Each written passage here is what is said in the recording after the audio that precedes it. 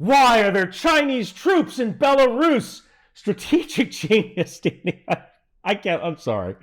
This is the 14th. I've done 14 takes of this, and I still can't say it with a straight face. I'm going to try it again. Strategic genius, Danny Haiphong. So is this dude? He's a liar and a YouTuber and a grifter. And I'm dealing with a dude who thinks that Scott Ritter and Pepe Escobar are actual sources. By the way, Scott Ritter is a guy who's no longer permitted to hold a security clearance for reasons I can't get into without getting demonetized. And Pepe Escobar, he's the guy I made the video about who lied about an Israeli nuclear-armed F-35 getting shot down over Jordan. So if you're featuring these two dudes on your YouTube channel, you probably aren't on the level. Danny, I'm telling you, man, if you need strategic help, you might want to give me a call, all right? So anyway, Danny Haiphong, he doesn't know anything about the military, either American or Chinese. And both of these things are bad when you're trying to do any kind of strategic or military analysis. So essentially, this strategic genius, Danny Haiphong, put out a tweet about some Chinese troops that went to Belarus on a training exercise, saying, China is conducting military drills in Belarus just days after Belarus was admitted to the Shanghai Cooperative Organization, the SCO. China is sending a clear message to NATO expansion in Asia. Will bring China into NATO's backyard. F around and find out. So these are definitely words in English that can be formed into sentences. The fact is that Danny has no idea what the hell he's talking about. And China going to Belarus doesn't mean a damn thing. The number of Chinese troops that were sent to Belarus was maybe a company, maybe a little bit larger than a company. They could all fit on one Y-20, which was also sent to Belarus. The Y-20 is kind of like the PLAF, People's Liberation Army Air Force's equivalent of an American C-17. And Danny, since you don't know what a company is, allow me to educate you. A company is about 110, 130, 140 troops, sometimes a little bit more. I think the Chinese word for company is lian, or you could say supai, 4 platoons. Look, nations do this all the time.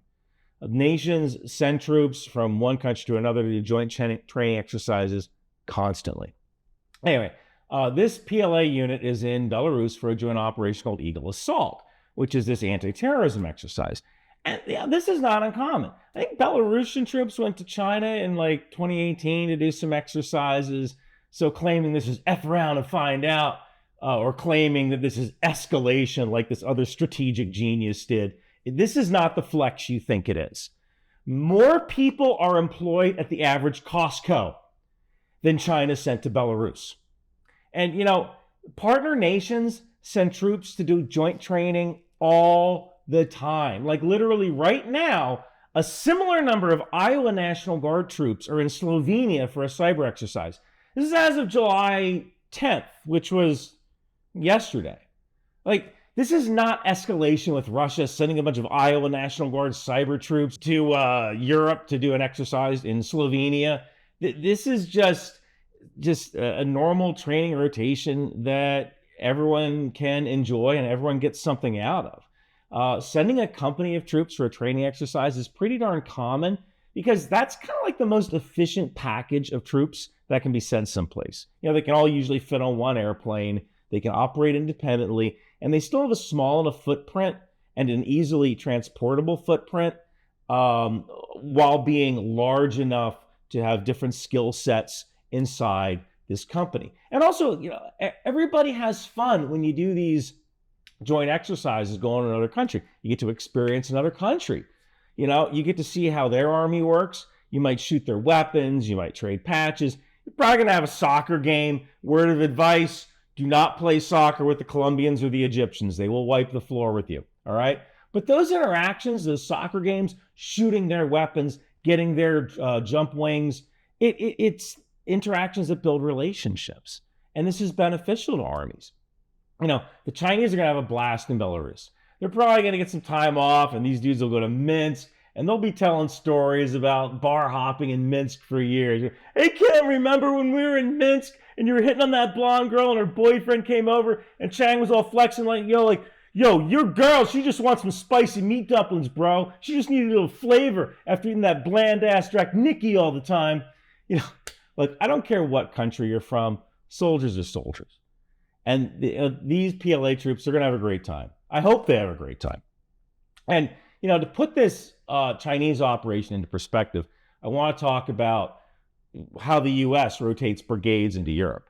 A brigade is about 2,500 troops, sometimes a little bit more, and all of their equipment. I think the Chinese word is Louis. And, you know, Danny, when China can get a brigade over to Belarus, call me, because America does it every 9 months. America gets a brigade from the U.S. over to Europe and all their equipment every 9 months and rotates them. China has short arms and short legs. They can't get to where they want to go at scale, and once they get there, they can't sustain. China does not have an expeditionary army yet. They're trying to gain that capability, but it's hard.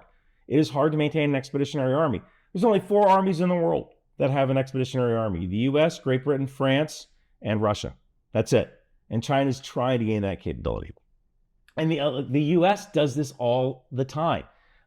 In fact, this summer, the 3rd Infantry Brigade Combat Team, 10th Mountain Division, is replacing 3rd Infantry Brigade Combat Team, 101st Airborne in Europe. And this is a regular rotation. We do it every 9 months. And incidentally, this is how you know we're not really taking Russia seriously as a threat. When you're taking Rakkasans, the best infantry brigade on the planet, and replacing them with a couple of sled dogs, you know that you're not too worried about the Russians. But you know, I also guess it's only fair to let the junior varsity team play for a while. So in a nutshell, this isn't an escalation. It's a normal joint training exercise and cultural exchange. The soldiers are going to have lots of fun. They're going to remember this training exercise for the rest of their lives. And, you know, ultimately, this is an exercise between 2 countries that neither of whom really have the logistical lift to move much more than a company of troops outside of their own borders in the first place. Less so China than Belarus. China has a little bit more capability, but Belarus really wouldn't be able to logistically sustain anything more than a company maybe a battalion outside their borders anyway.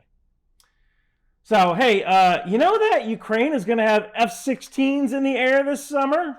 As we speak, the transfer of F-16 jets is underway, coming from Denmark, coming from the Netherlands, and those jets will be flying in the skies of Ukraine this summer to make sure that Ukraine can continue to effectively defend itself against the Russian aggression. So grab one of my F-16 Think Outside the Bomb shirts from Bunker Branding. It all helps to support the channel. And Gangzi Ningguan Kan Wo Di Shi Pin. In a world where fashion meets firepower, where style becomes strategy, it's time to gear up for the ultimate mission with Bunker Branding. Introducing the Rock Out With Your Chalk Out t-shirt, a tribute to the fearless air cavalry. Feel the adrenaline rush as you don the pride of the skies. For those of you who dare from the air, precision and power unite when you think outside the bomb. And don't miss our Live, Laugh, Launch t-shirts for Patriot and HIMARS, because sometimes defending freedom means bringing the thunder. Finally, for the true defender of the seas, we present Department of the Boat People. Sail with honor and show your allegiance to the world's mightiest maritime force. With these shirts, hoodies, and stickers, along with the tow missile, landmines, and drone warfare. These aren't just shirts, they're statements. They're your way of saying I stand for strength, unity, and style. Get yours at Bunker Branding today.